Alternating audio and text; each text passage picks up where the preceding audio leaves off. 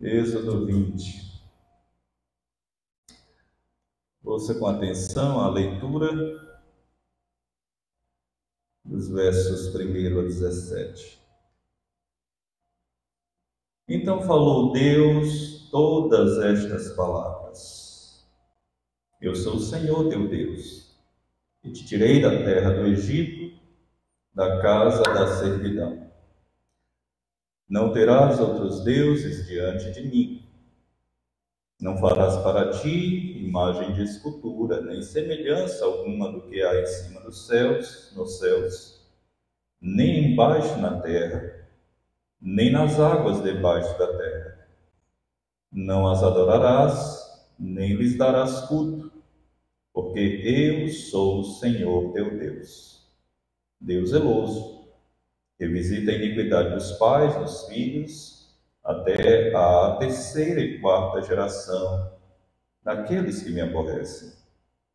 E faço misericórdia até 1000 gerações daqueles que me amam e guardam os meus mandamentos. Não tomarás o nome do Senhor teu Deus em vão, porque o Senhor não terá por inocente o que tomar o seu nome em vão.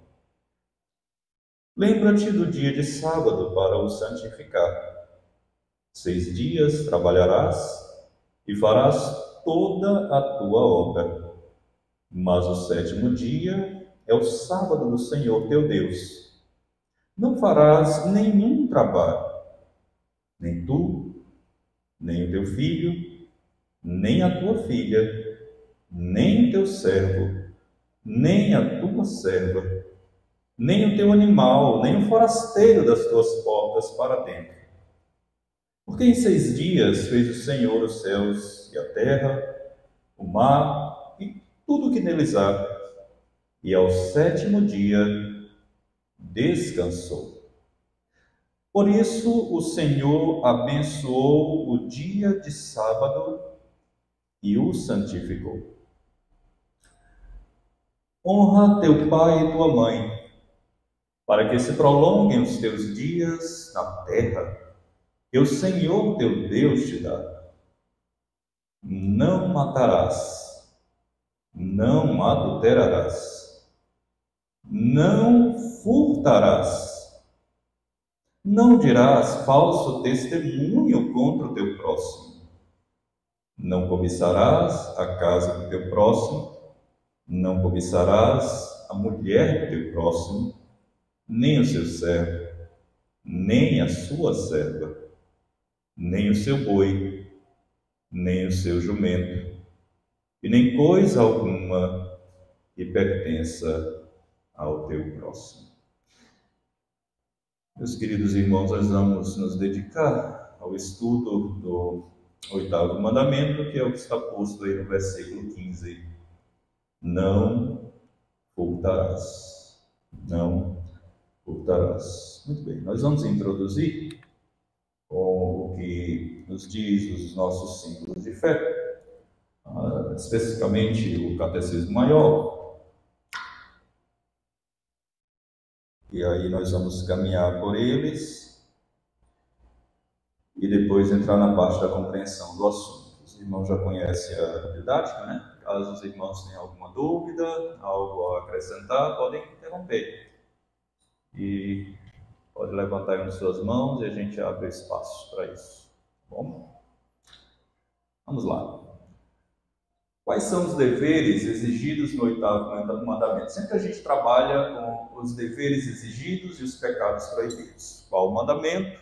Quais são os deveres exigidos e os pecados proibidos? Então, quais são os deveres exigidos no 8º mandamento? Os deveres exigidos no 8º mandamento são a verdade em tudo, viu? Naquilo que falamos, naquilo que vivemos. Nós não podemos viver uma mentira e nem falar uma inverdade. Nosso Deus é um Deus verdadeiro, irmãos. E Ele preza que também sejamos pessoas verdadeiras. Precisamos falar a verdade. Falar a verdade em amor.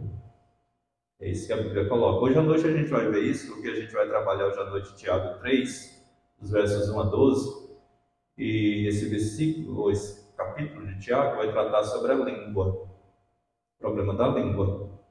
E a gente vai ver o quanto nós precisamos realmente prezar pela verdade naquilo que nós falamos. Tá? Então vamos lá. Os deveres exigidos no oitavo mandamento são a verdade, a fidelidade e a justiça nos contratos e no comércio entre os homens. Irmãos, todos os dias, ou praticamente toda semana, em todo momento, a gente está nessas transações, né? Compra, venda, troca, né? Faz isso e aquilo. E eu tenho plena certeza que você não gosta de ser enganado. Eu particularmente não gosto. Eu rompo laços se eu for enganado. Ninguém gosta de ser enganado. Mas também ninguém gosta de que nós enganemos o outro. Como eu disse no início, nosso Deus é um Deus verdadeiro. Ele não mente, ele não nos engana em nada. E nós precisamos espelhar aquilo que ele é. Então, em tudo precisamos ser verdadeiros. Eu sei que muitas vezes a verdade dói, né? Ser dita, mas ela precisa ser dita. Isso demonstra realmente, irmãos, a amizade leal e verdadeira, porque a verdade muitas vezes ela vem a doer, mas ela cura. E é necessário. Tá? Por isso que meu papel como pastor, ministro da palavra, não é falar o que os agrada ou me agrada, mas é falar o que Deus comissiona para que seja dito. Assim diz o Senhor, não é assim diz o pastor Neto. E é falar a verdade. Tá? Vamos mais à frente. Dando a cada um o que lhe é devido, a restituição de bens licitamente tirados de seus legítimos donos, a doação e a concessão de empréstimos livremente, conforme as nossas forças e as necessidades de outrem, a moderação de nossos juízos, vontades e afetos em relação às riquezas desse mundo. Isso aqui é muito importante, porque isso aqui trata com respeito ao contentamento. Muitas vezes nós compramos o que não precisamos com dinheiro que não temos para impressionar pessoas que nem conhecemos.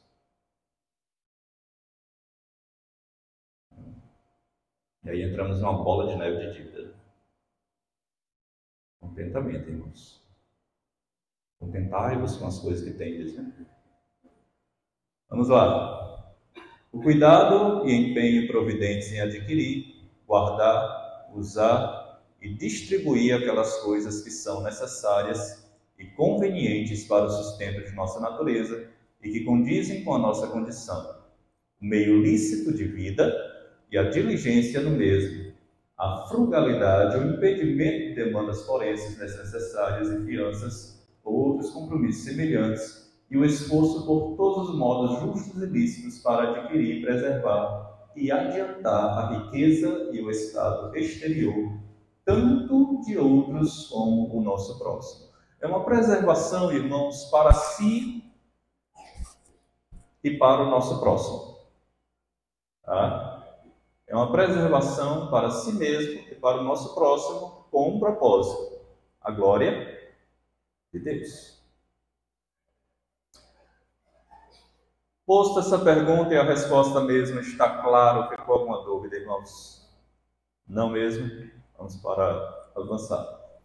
Quais são os pecados proibidos, então, no oitavo mandamento? Os pecados proibidos no oitavo mandamento, além da negligência dos deveres exigidos, são o furto. A gente olha aqui o furto, né? Ah, pastor, não sou marginal não, não sou ladrão não. Ô, irmãos, a gente tem roubado tantas coisas, de tantas formas, a gente nem... Por exemplo, hoje é o dia do Senhor. Às vezes, por negligência, né? A gente acaba Não adotando o princípio de guardar esse dia, nós estamos roubando de Deus aquilo que pertence a Ele.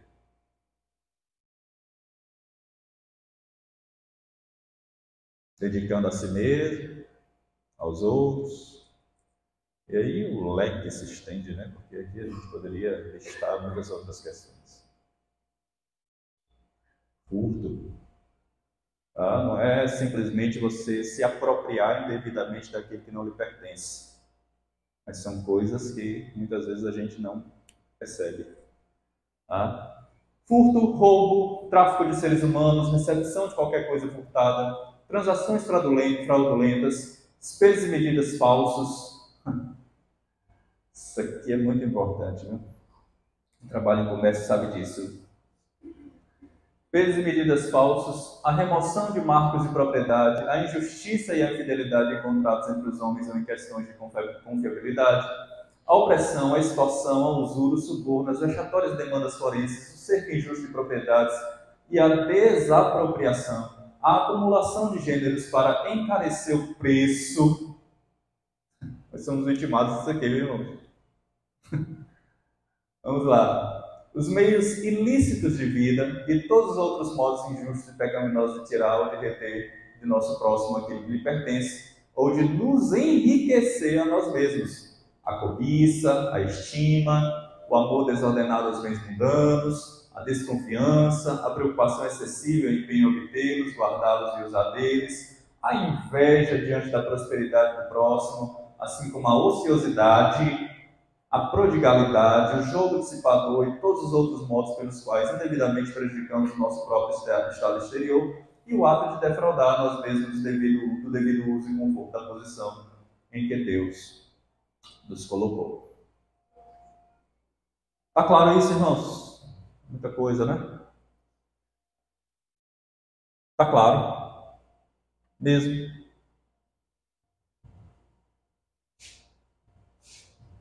Fala a verdade, né? Vamos lá. Vamos para a compreensão do assunto. O oitavo mandamento, irmãos, ele é bem conhecido na igreja e na sociedade. Esse é um daqueles mandamentos que as leis civis refreiam em alguma medida a sua quebra, tal como o sexto mandamento, não matarás. O que a sociedade civil refreia? Quando a gente fala aqui de roubo, de fraudar, né, e tal, a gente precisa lembrar que a gente tem leis que nos preservam, né, ou nos defendem, advogam a nossa defesa, que nos dão algum tipo de cerco de proteção. Aí a gente pode lembrar, né, nós temos o Código de Defesa do Consumidor, né, nós temos órgãos como PROCON, DECOM, né? Defensoria Pública, e por aí vai. Você não sabe disso, né? Muito bem, nós temos esses órgãos que nos protegem. Assim como os demais, o oitavo mandamento também tem implicações positivas e negativas. Isto é, o que devemos e o que não devemos fazer. Vamos avançar aqui. Segundo parágrafo aí. Positivamente, o oitavo mandamento exige dos cristãos que sejam justos e honestos em seus negócios. Então, essa é a primeira coisa, ou uma das primeiras, que a gente precisa ter em mente. Exatamente esse daqui. Tá? E nós precisamos ser justos, corretos, transparentes e honestos em nossos negócios, sejam eles quais forem. Sejam eles quais forem. Agora veja aqui que coisa interessante, olha só. Hoje em dia, a honestidade e a justiça, ela tem se tornado coisas muito raras, que quando alguém é visto exercitando essas virtudes, essa pessoa ela é ovacionada. Ela é aplaudida, ela é tida como de outro planeta. né? E se torna motivo de reportagem. Eu tenho certeza aqui que os irmãos já viram alguém sair em algum noticiário porque encontrou uma mala cheia de dinheiro, uma carteira, e aí a reportagem foi lá, descobriu que essa pessoa ela fez isso, e aí a reportagem faz toda aquela cena sensacionalista, né? Isso não deveria ser uma coisa extraordinária, irmãos. Isso deveria ser algo natural. Natural. Todos nós, ao encontrarmos uma coisa, nós deveríamos, no mínimo, procurar ir atrás e saber a quem pertence. Mas hoje em dia existe aquele ditado, né? Achado,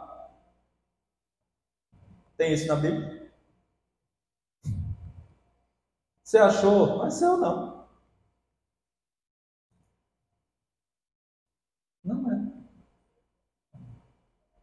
Tem um dono. E a minha responsabilidade é procurar elevar esforço para saber a quem pertence, de quem pertence.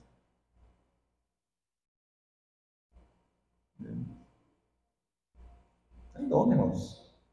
Não nos pertence, mas hoje a situação do mundo é uma coisa tão, assim, cada vez pior, tão quebrada, né, pelo pecado, que hoje quando alguém faz alguma coisa certa, devolver aquilo que não lhe pertence, essa pessoa ela é ovacionada.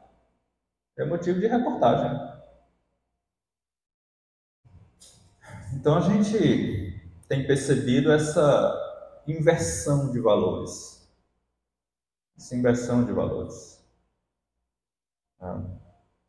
Portanto, aquilo que deveria ser natural se torna extraordinário. Observe bem, irmãos, olha só.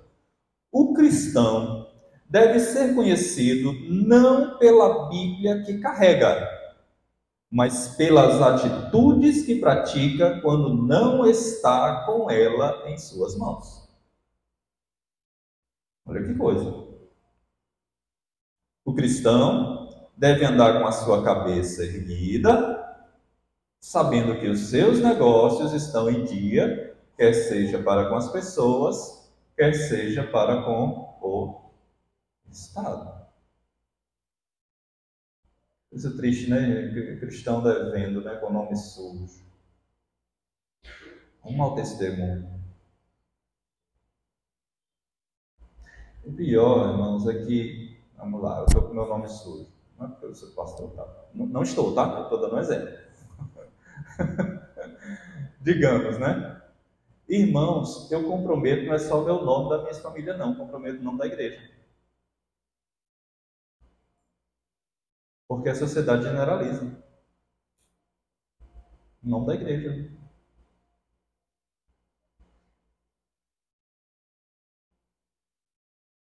A ninguém deveis coisa alguma.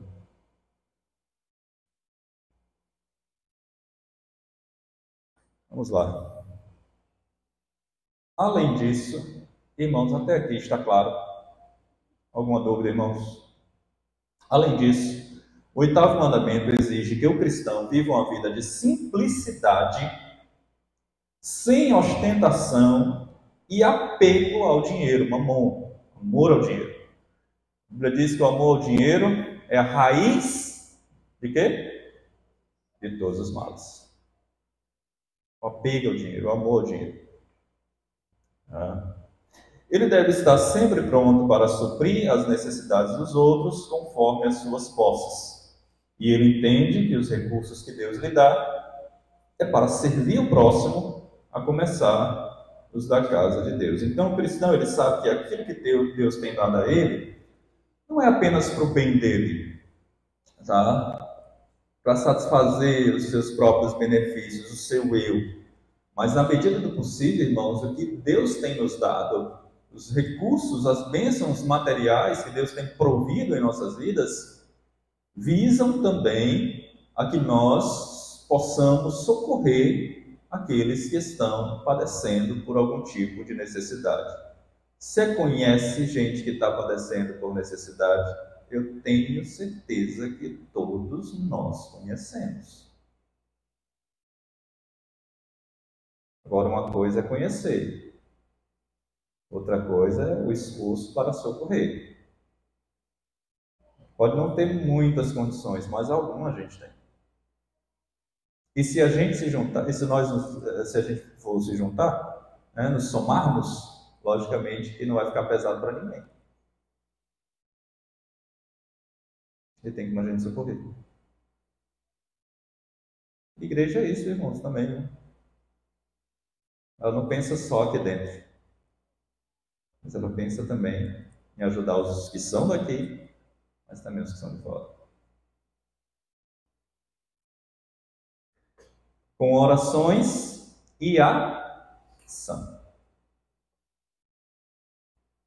Lembra de Tiago, né? Chegou aqui uma pessoa necessitada, você vai despedir, tá, irmão? Deus te abençoe, vou orar por você. A pessoa está precisando simplesmente de oração, não, está precisando é de suprimento material. A gente tem que ser sensível a isso, irmãos. Extremamente sensível. Muito bem. Em tempos de tanta confusão teológica, vale afirmar que o cristão é chamado para sustentar a obra de Deus por meio de seus dízimos e ofertas. Esse sempre foi o método de Deus. O Senhor, ao estabelecer o percentual de 10%, coloca todos os crentes no mesmo patamar, de tal maneira que todos contribuem igualmente. Então, irmãos, na igreja não tem quem dá um dízimo maior do que o outro. Não tem. Porque todos nós devolvemos no mesmo percentual. Não tem quem dá dízimo maior do que o outro. Tem um cristão que tem um emprego e ganha melhor do que o outro. Mas que o percentual da devolução para o Senhor é o mesmo. 10%. Isso é Bíblia. Não adianta você negar isso, não. Mas não tem quem dá maior que o outro. Esse percentual foi Deus que estabeleceu. E que nós chamamos de dízimo. Dízimo significa a 10ª parte. Né? Significa 10ª. Então, se eu trabalho e eu ganho 20 laranjas, olha, irmãos, evidentemente que se eu ganho 20, vou dar 2 laranjas de dízimo. Se eu ganho 10, vou dar 1 e assim por diante. Então, esse é o padrão que Deus estabeleceu para sustentar a casa de Deus. Não existe outro padrão. Se o sustento da casa de Deus, irmãos, fosse seguir aquilo que nós achamos, aquilo que é conveniente para nós, irmãos, olha, eu devo lhe dizer que a igreja passaria por dificuldade. Passaria mesmo, porque cada um ia dar aquilo que sentisse no coração, e o coração oscila. Por isso que Deus dá um padrão. É isso aqui. E é questão de fidelidade. Tá? Esse é um assunto delicado, mas eu tenho dificuldade de falar não, porque eu falo o que a Bíblia diz. Eu não estou aqui apelando para você dar pix para a igreja, não. Eu estou ensinando a que sejamos fiéis a Deus. Naquilo que não é nosso, mas que é dele. E é do Senhor. E se você retém, se nós retemos, nós estamos roubando de Deus.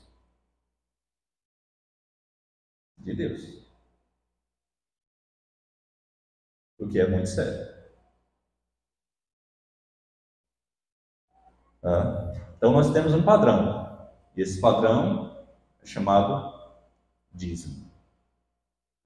Dízimo. Eu lembro de uma criancinha lá no Acre, e o pai dele é filho de presbítero. O pai dele deu R$10 para ele. Aí ele disse: pai, troca. Não, meu filho, quando você for a algum canto, você troca. Não, troca que a gente vai para a igreja daqui a pouco, eu quero dar R$1 de dízimo. Coisa mesmo. Danilo, o nome dele. Tem idade, ó. Já aprende. Exemplo, irmãos. Exemplo.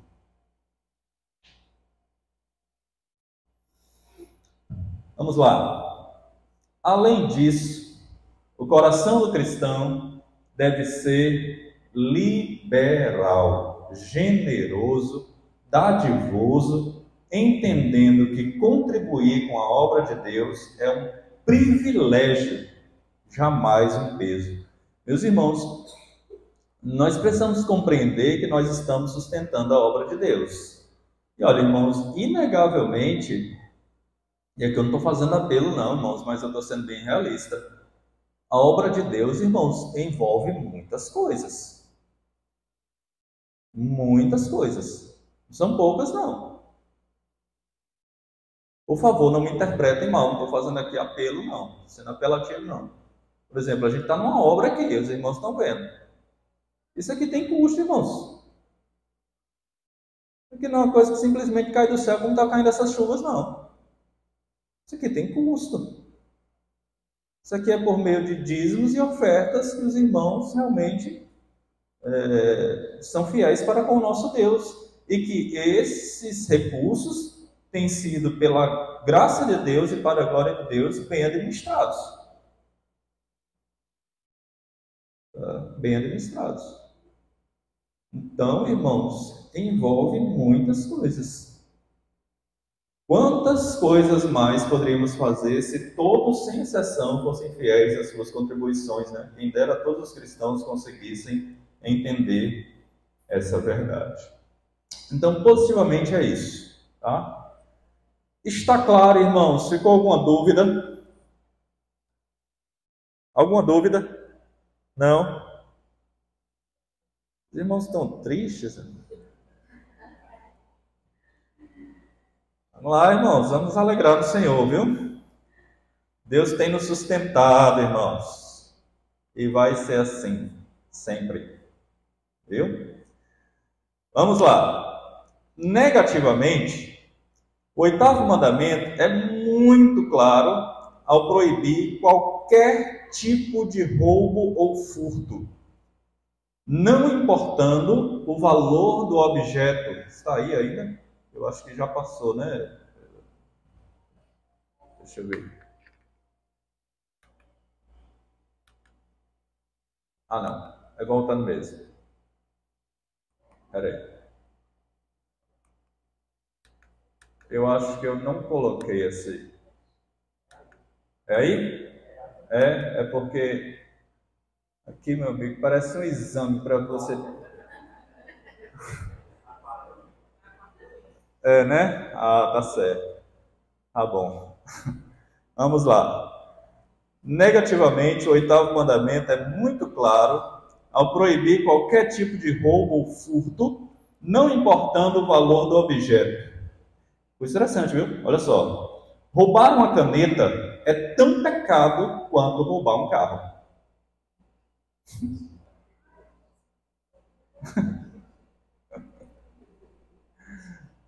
As consequências são diferentes, mas é tão pecado quanto o outro, porque você infringiu a lei.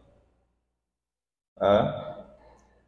Conquanto os prejuízos e as consequências sejam diferentes. Neste ponto, precisamos também considerar, olha só, irmãos, que usar programas de computador e livros piratas é pecaminoso.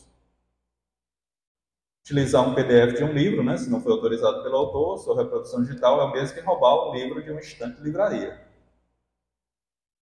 Irmãos, eu confesso que eu já fiz isso. Eu tenho vergonha de dizer isso, mas eu não nego, porque eu tenho que falar a verdade. Mas eu me dei conta. No seminário a gente fazia isso. E vim me dar conta, irmãos, de perceber, tá errado. Tá errado. E a gente costumava era gravar mídias, né? CDs, vários livros. É furto.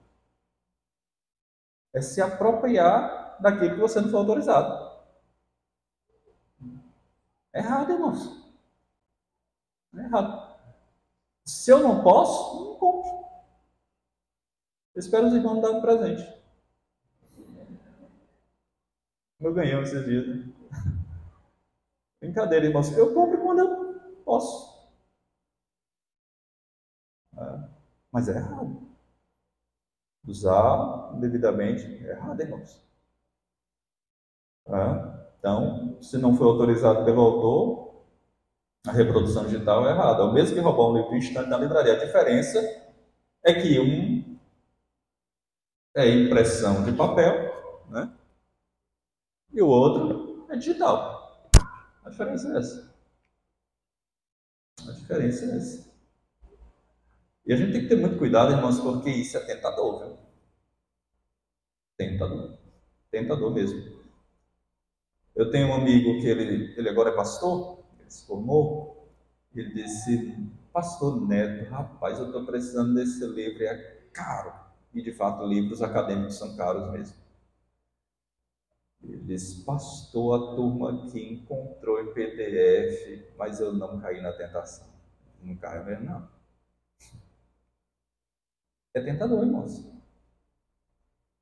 Porque são caros mesmo, e quando você encontra com facilidade, ó, e está naquela urgência, precisando. Mas a gente tem que tomar o caminho correto, né? O caminho que é bíblico. Ok? Sim.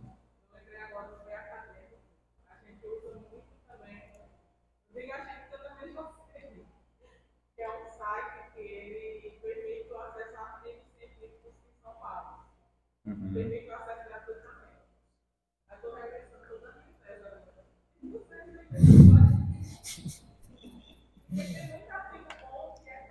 Sim.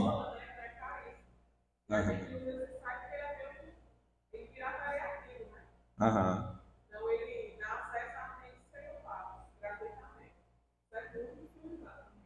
É bastante, né? Bastante mesmo.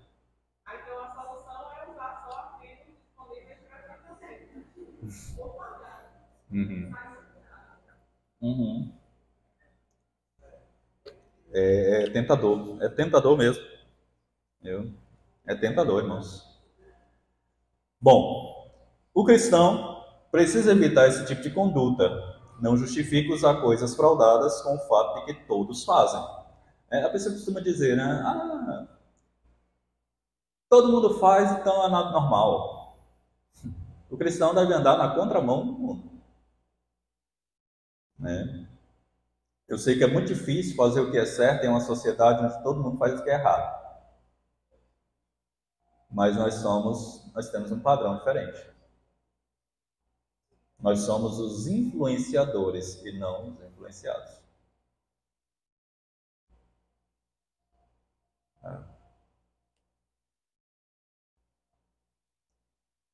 Irmãos, como a gente estudou aqui a oração do Pai Nosso, né? E como tem áreas que a gente precisa fazer a oração, Senhor, não nos deixe cair em tentação. E livra-nos do mal mesmo.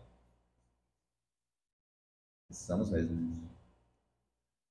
Então, não justifica usar coisas fraudadas com o fato de que todos fazem. A quantidade de pessoas e o que elas fazem nunca justificará os pecados condenados pela lei de Deus. Nunca, irmãos. Lembra aquele ditado, né, que o mundo também coloca? A voz do povo é a voz de Deus. É a voz de Satanás, não é a voz de Deus, não. A voz de Deus, irmãos, ele revelou aqui, ó.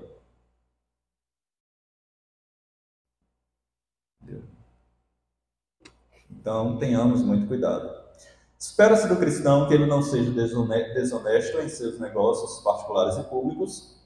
Portanto, ao vender um bem, ele deve ter a sua consciência tranquila de que vendeu algo pelo preço justo, bem como deu ciência plena do seu estado.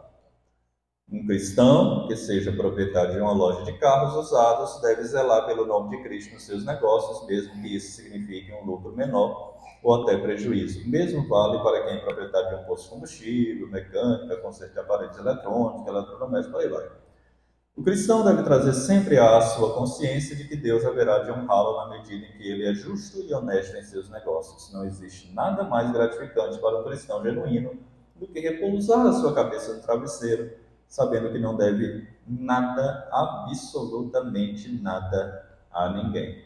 É lógico, né? A gente vai dever sempre água, luz, telefone, pet shop de cachorro, e por aí vai. A gente sempre vai dever essas coisas. Tá? Quanto a gente estiver usando, a gente vai dever. A gente vai dever. Mas quando eu falo de dever aqui, eu estou me referindo exatamente ao fato de você dever e não pagar. Aí é sério. Irmãos, e o cristão não pode agir assim. Nós não podemos agir dessa forma, com esse tipo de procedimento. Não podemos, irmãos. O cristão ele tem que ser honesto em seus negócios, em tudo aquilo que ele faz, ele tem que ser justo. Eu sei que às vezes a gente pode falhar, né? Sei sim. Mas, meus irmãos, espera-se de nós cristãos que nós realmente sejamos honestos em nossos negócios particulares e públicos. Ao vendermos alguma coisa, né, nós precisamos ser bem honestos, ter a consciência bem tranquila que vendemos por um preço justo, por assim dizer. Ou seja, vou vender um carro, né? Olha, meu amigo, estou vendendo esse carro, preço está bem em conta, mas eu quero dizer a você que esse carro aqui está apresentando esse problema aqui. Ele tem uma batida aqui. Eu estou te vendendo, ele está bem em conta, mas ele está com esse probleminha aqui. Você vai ver isso no ímpio? Dificilmente. Mas você tem que ver isso em todos os cristãos. Todos.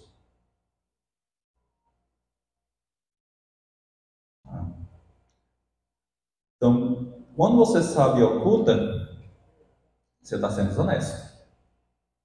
E isso vale para as demais coisas. As demais coisas. Tá?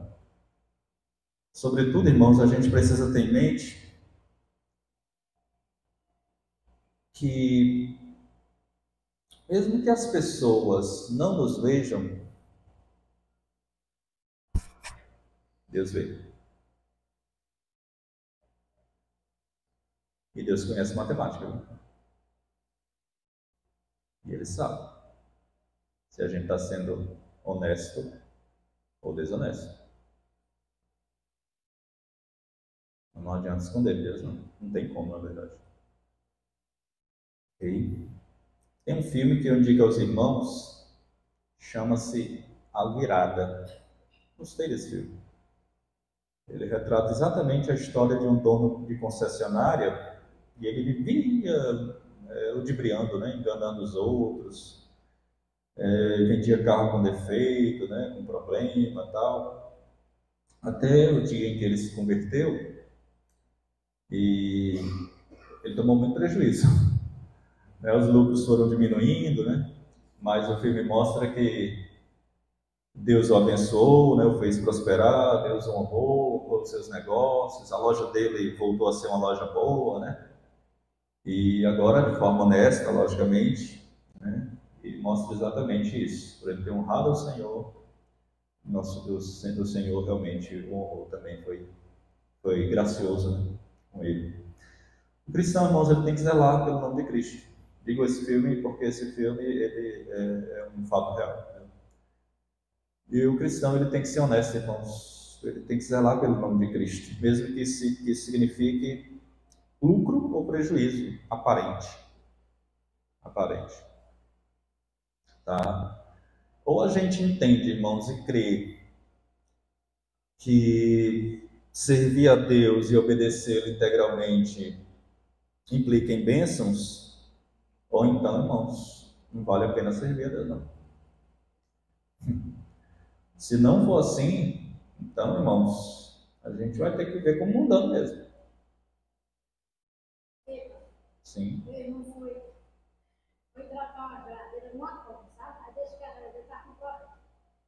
quase R$5 de volta. Não, abaixa o Deus. Não se mete no negócio. Mas você sabe. Mas deixa que ele não é preto, né? Mas você sabe como que a gente tem. Ele só foi se meter no meio, a moça deu bem 50 de reais do mar. Me deu vontade de dizer, eu pode vai brigar comigo. Mas se ele fosse preto, eu tinha que. Tem que dizer, tem que corrigir. Tem que corrigir. A gente tem que viver de forma honesta diante de Deus. Você Pois é, o grande problema é que assim, há pessoas que conhecem a verdade, pregam a verdade, mas não praticam a verdade.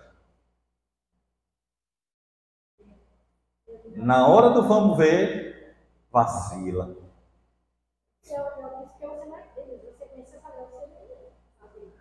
Pois é, a gente precisa viver de forma honesta diante de Deus e dos homens.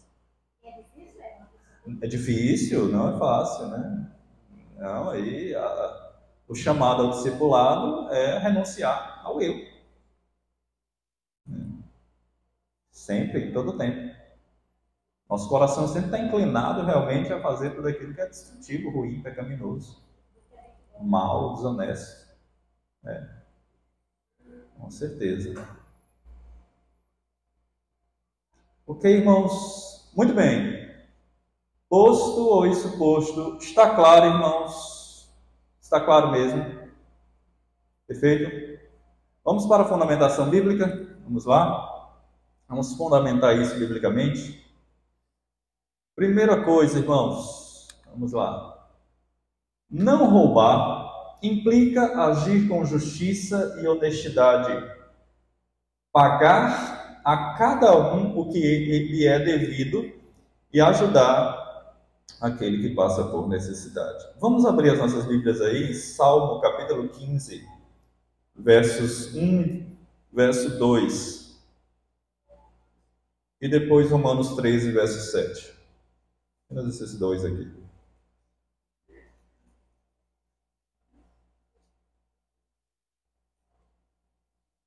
Primeiro Salmo 15, versos 1 e 2. Olha só. Quem, Senhor, habitará no teu tabernáculo? Quem há de morar no teu santo monte? Olha só. O que vive com integridade aqui não é perfeição. Integridade aqui é ser inteiro. É aquela pessoa que a vida dela, por inteiro, é uma vida honesta, justa, correta, transparente. Integridade é isso. Ela pratica a justiça e de coração quê? Fala a verdade. Ou seja, faz aquilo que é correto diante de Deus e diante dos homens. Isso é viver uma vida, irmãos, de honestidade. De honestidade. Eu lembro que uma vez conversando com uma... Na verdade, conversando não, perdão. Assistindo a um filme, né? E uma psicóloga dizia o seguinte, o argumento dela era o seguinte: a gente mente para proteger os relacionamentos. Que inversão, né? A mentira, ela protege os relacionamentos. Porque, segundo ela, a mentira, ela acaba escondendo algo que poderia causar dor no outro. Irmãos, sempre nosso Deus condena a mentira em todas as instâncias. E nós sabemos quem é o pai da mentira. Satanás. Ok, irmãos? A mentira, ela na verdade só causa prejuízo. Só malefício.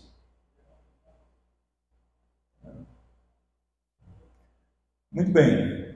Não roubar significa também pagar os nossos impostos. Vejamos o que Paulo diz em Romanos 13, verso 7. Romanos 13, 7. Romanos, capítulo 13, verso 7.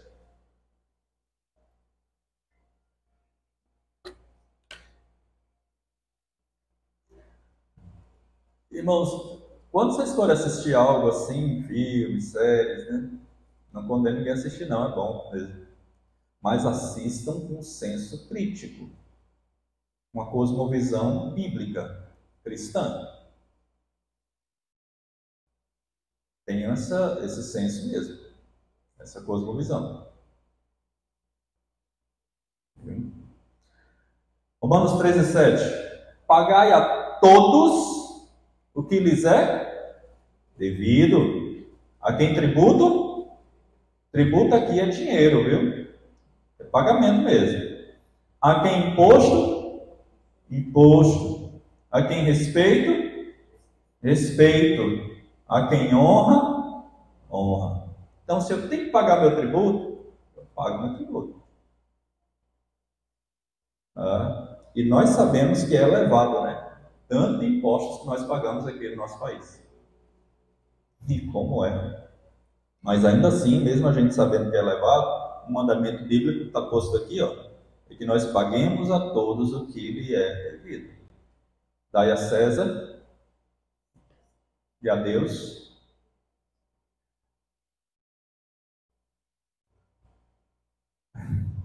Tem um órgão aqui que, se eu pudesse, eu esganava ele, que é o Detran. Lá em Fortaleza ele é terrível.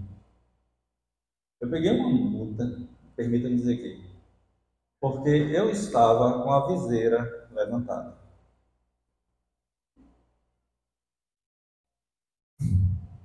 Uma não, 3. 2 comigo e uma eu estava com ela baixa e a quenga levantada. Terrível, irmãos. Permita-me, não vou advogar aqui em causa própria. Por que uma viseira vai me proteger de uma queda?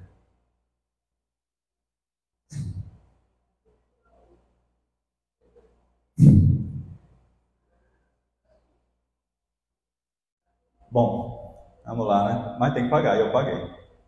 Chorando, eu paguei. Então a gente não pode perder de vista, irmãos, que nós estamos em um reino chamado reino deste mundo, viu? E nós, como cidadão desse mundo, é nosso dever pagar os impostos. É nosso dever. Nós não podemos agir de um outro modo. Não podemos. Vamos lá. Segunda coisa, não roubar implica não fazer qualquer tipo de negócio fraudulento. Vamos para Efésios 4:28, por favor. Efésios 4:28. Depois vamos para Provérbios. Primeiro aqui em Efésios. Efésios 4:28, olha só. Aquele que furtava, o quê? Não furte mais. Ou seja, antes de você ser crente, se você roubava, se você furtava, opa.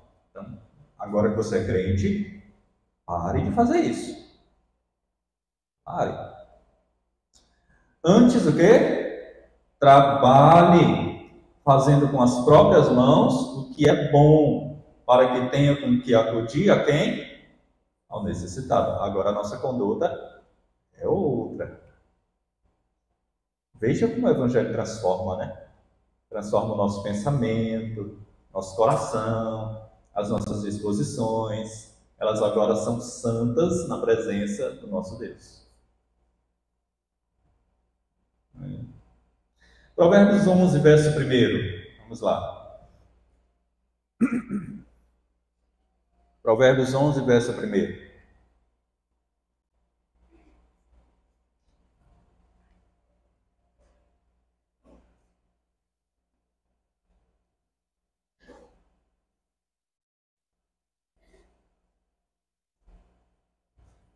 Vamos lá.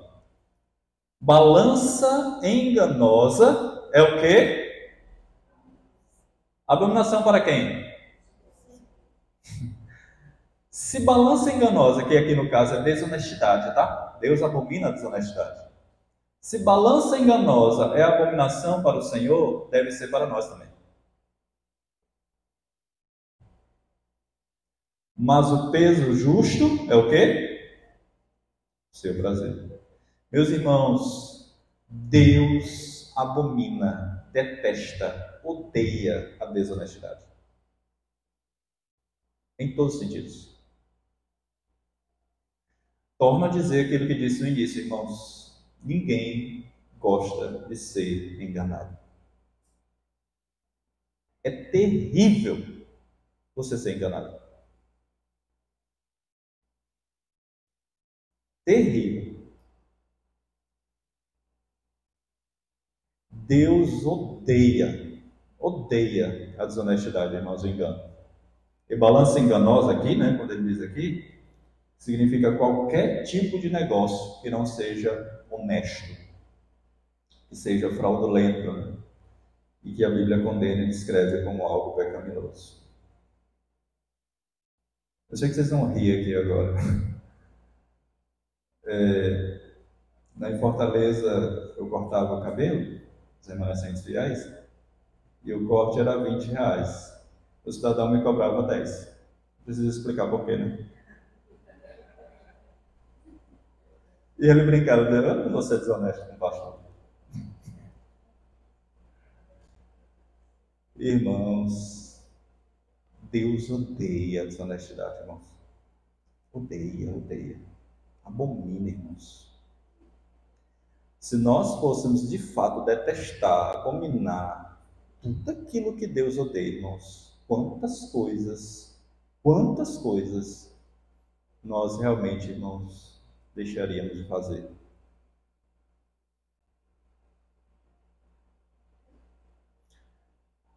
Vamos para Provérbios 20, verso 10, olha só, e aí a gente fecha aqui esse segundo ponto. Esse texto fecha muito bem mesmo. Provérbios 20, 10. 2 pesos e 2 medidas, uns e outras, são o quê?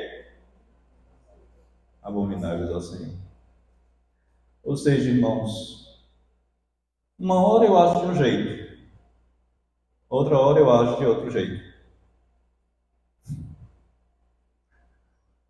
Outra hora de um jeito e outro de outro jeito. Isso é condenado.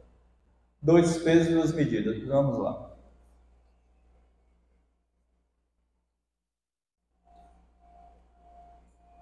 Um irmão me trouxe aqui uma queixa de que Quênia tratou mal fulano. Eu vou chamar Quênia e vou chamar o fulano.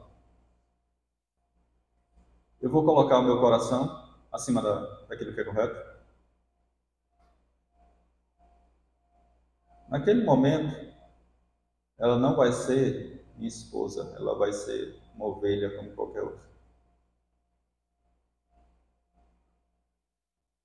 E a balança vai ser justa, precisa. Se tiver que disciplinar, vai ser disciplinada por amor a Deus e aquilo que é bíblico.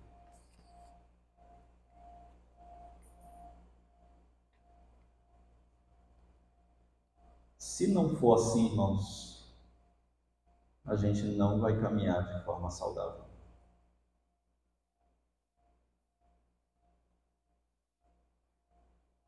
Está claro isso, irmãos? Isso vale para tudo e todos. O dia que Deus me der, pela graça dele, se ele me permitir ter um filho, do mesmo jeito.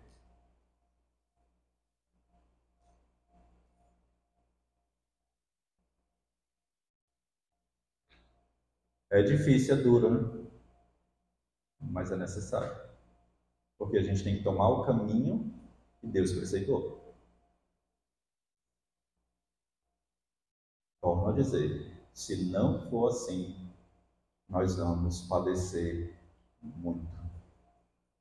Porque aquilo que vai pesar sobre nós é a mão de Deus.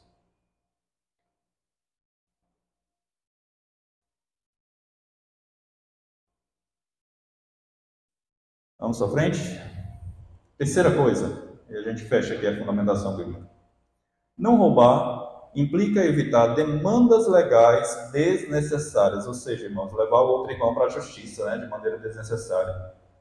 Vejamos o que Paulo diz à igreja de Corinto, 1 Coríntios 6, verso 6 a 8. E não roubar também a condenação contra a preguiça no ganhar do pão, viu? É o que ele diz aí. Mas vamos ver apenas esse texto aqui. 1 Coríntios 6, verso 6 a 8.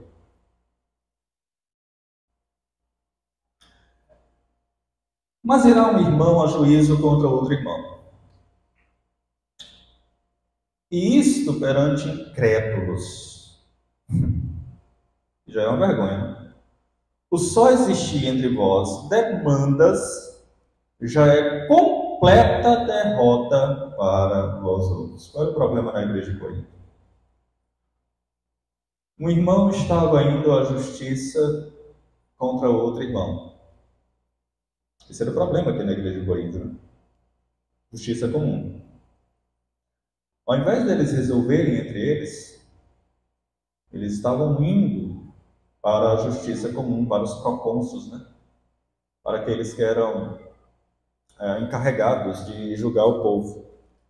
E Paulo está mostrando aqui, irmãos, Paulo mostra aqui que só pelo fato de haver uma demanda já é uma vergonha. Já é uma vergonha, é o que Paulo diz aqui, né? E pior ainda, quando eles pegam essa vergonha aqui e eles levam para um juiz ímpio. Não dá.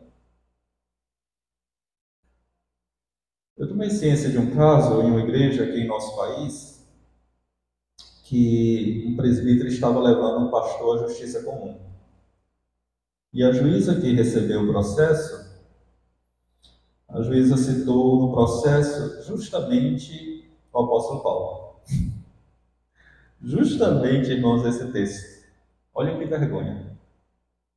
Uma juíza, irmãos, ter que dizer para um presbítero que ele estava tentando resolver o problema na igreja dele, né, por aquela instância.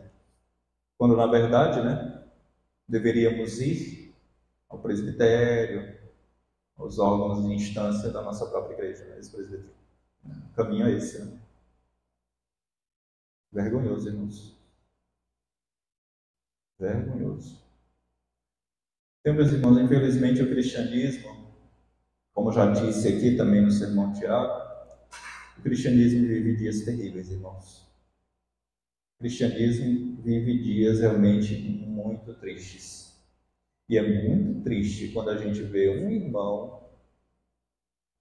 contra o outro e indo à justiça dos homens lá fora. Não trazendo para a igreja, né? Para o conselho, para a igreja. É muito triste isso, irmãos. Muito triste mesmo. Isso tudo compromete, irmãos, mancha. Isso macula, né, a imagem do cristianismo. É muito prejudicial. E olha só, porque não sofreis, o texto diz ainda, né? Não sofreis antes a injustiça, porque não sofreis antes o dano, mas vós mesmos fazeis a injustiça e fazeis o dano, e isto aos próprios irmãos. Que coisa triste, né? Muito triste. Isso estava acontecendo na igreja de Corinto. Mas, lamentavelmente, já aconteceu nos nossos dias também. Irmãos, está claro até aqui? Alguma dúvida? Não mesmo? Vamos encerrar aplicando aquilo que vimos. Vamos lá. Muito bem. 3 aplicações aqui e a gente encerra. Primeira coisa, irmãos. Viva de forma honesta e justa em todos os seus negócios. E grave bem esse termo aí, ó. Todos. Em todos os seus negócios. Jamais prejudique intencionalmente o seu próximo. Por vezes, é melhor assumir o prejuízo a prejudicar o semelhante. Então, seja verdadeiro e não esconda os defeitos, se porventura você for comercializar algo. Está claro isso, irmãos? Segunda coisa, seja responsável nos seus deveres para com o Estado. Pague o que é devido, mesmo que isso lhe seja de grande custo. Dê a César o que é César, disse Jesus. Dói, eu sei, né? É revoltante, mas precisamos cumprir aquilo que está preceituado.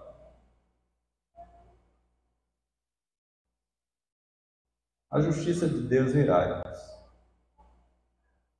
E ela nem tarda e nem falha. Ela virá. Por fim, trabalhe o suficiente e procure fazer o bem a quem realmente carece. O cristão, meus irmãos, ele não pode viver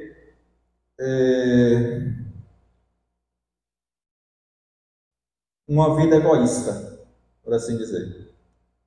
O cristão ele não pode viver também de forma preguiçosa, ele não pode viver de uma maneira ociosa. O cristão ele não pode viver.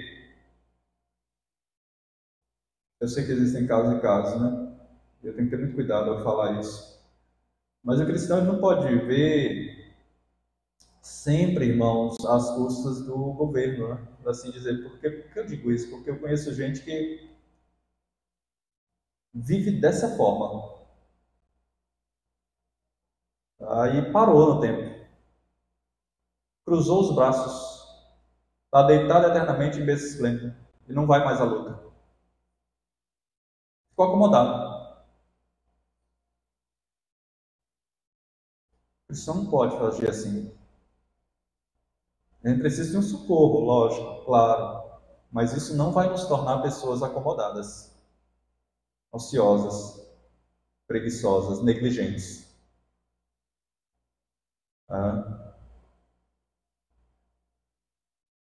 Entendamos, né, que está posto aí, que os recursos que o Senhor te dá são para abençoar também aqueles que precisam muito. Ou seja, irmãos, se nós temos sido abençoados por Deus com recursos, né, dessa terra, nós precisamos também, através disso, abençoar outras pessoas também. Tá? Podemos dar uma cesta básica, podemos dar uma roupa, podemos dar um remédio, podemos ajudar uma pessoa de um modo ou de outro, né? Isso chama-se generosidade. E nós precisamos exercitar isso. Como nós precisamos exercitar isso, irmãos? Não precisa, logicamente, você tocar trombeta e anunciar pelos 4 ventos que você fez algo. E não é isso que a Bíblia recomenda, né? Você não vai estar propagando as suas boas ações.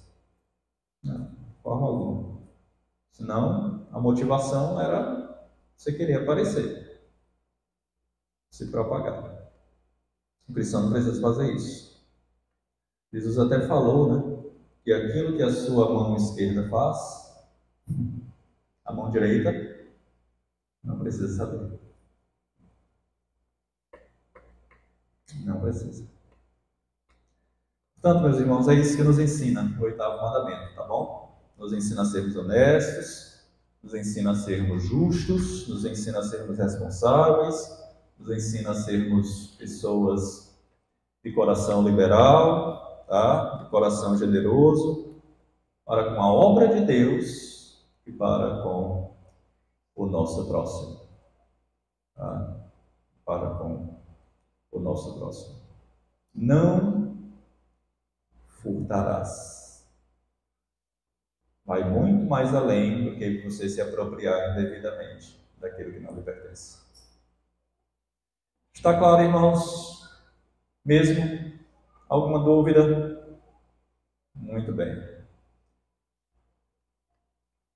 Vamos, já que as crianças não se mantiveram aqui conosco, né, na manhã deste dia, vamos colocar de pé para uma oração final. À noite, se Deus nos permitir, retornaremos para o culto às 18 horas. Se assim o nosso Deus